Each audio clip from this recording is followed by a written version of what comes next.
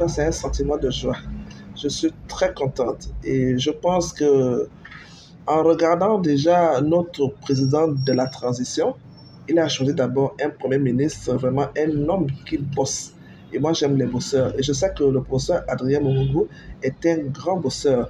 Donc, je sais qu'il va faire beaucoup de choses au ministère de la Santé, en commençant d'abord, comme moi je suis formatrice, en améliorant la formation des professionnels qui sont déjà sur le terrain et également ceux qui sont à l'école. Parce que sans la formation, on ne peut pas aller loin.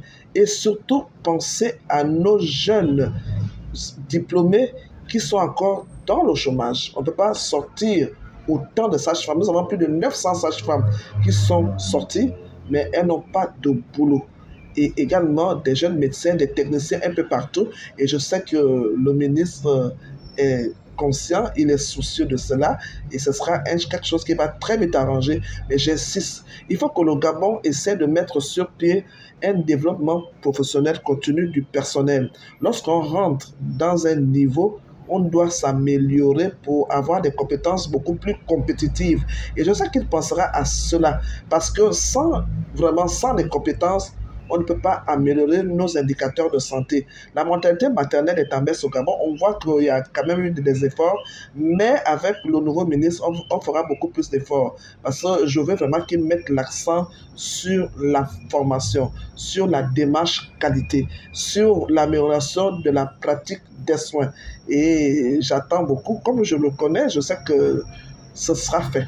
On va éviter la redondance, on va mieux former, on va mieux utiliser, on va mettre tout le monde en paix. Parce que quand on vient au boulot, la première chose, comme dit Karl Marx, c'est pour avoir la joie.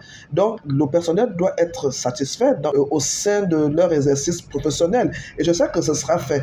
Et maintenant, tous les manquements que nous voyons au niveau de l'accueil, comme vous avez cité, mais ça passe par la formation. Il faut qu'une formation continue. Il faut vraiment que le ministre mette l'accent sur cette politique redistributive des tâches. Donc, qui fait quoi? Et la personne qui a le mérite doit gérer le service. Je ne veux plus qu'on arrive sur cette situation où les personnes qui n'ont pas qui ne méritent pas prennent des postes et ceux qui doivent bosser sont peut-être à la maison. Ça crée des conflits professionnels. Et je sais que le ministre est un battant. Lui-même, il va anticiper les conflits et mettre la compétence. Donc, qui fait quoi? Et c'est très important. Nous avons beaucoup de compétences dans le milieu de la santé et toutes ces personnes seront très bien utilisées. Je pense dans mon domaine de la périnatalité et je sais que vraiment avec l'arrivée de ce ministre, nous allons vraiment avoir des indicateurs vraiment améliorés dans la prise en charge de la mère et de l'enfant.